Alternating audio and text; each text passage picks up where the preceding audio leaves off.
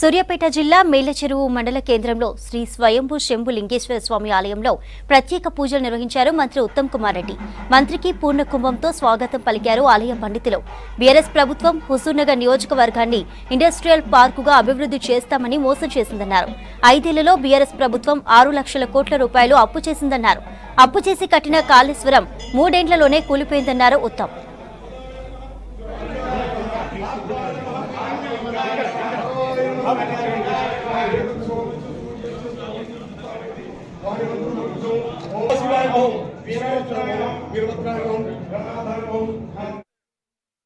ప్రజలకు ఇచ్చిన ఏ మ్యాండేట్ అయితే మేము ఇచ్చినామో, మాట ఇచ్చినామో ఆతృత పడనవసరం లేదు. అసలు మేము సరిగ్గా ప్రమాణ స్వీకారం అయిందో లేదో, ఏం చేసినాడు రాష్ట్రాన్ని కొల్లగొట్టిండ్రు. ఇక్కడున్నాయన ఇక్కడ, అక్కడున్నాయన రాష్ట్ర వ్యాప్తంగా 6,70,000 కోట్లు. అంటే ఒక్కసారి ఆలోచన చేయండి, 60 ఏళ్లలో 70,000 కోట్ల అప్పు అయితే 10 ఏళ్లలో 6 లక్షల కోట్ల అప్పు, 10 రెట్లు చేసింది.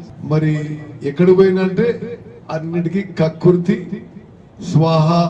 అందరూ బాగుపడ్డరు, టిఆర్ఎస్ పార్టీలా ప్రజలు మాత్రం బాగుపడలేదు. కాళేశ్వరం ప్రాజెక్ట్ కట్టిన వాళ్ళు ఎంత ఖర్చు పెట్టిండ్రు? అప్పు తీసుకొచ్చి 93,000 కోట్లు అప్పు తీసి పెట్టిండ్రు.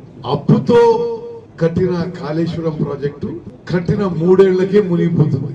మేడిగడ్డ బ్యారేజ్ కుంగిపోతుంది, అన్నారం బ్యారేజ్ లో పొక్కలు పడ్డాయి, సుందిల్ల బ్యారేజ్ అది ఉంటుందో పోతుందో అది. ఇది వాళ్ళ నిర్వాహకం. పై నుంచి కింది వరకు కక్కుర్తి.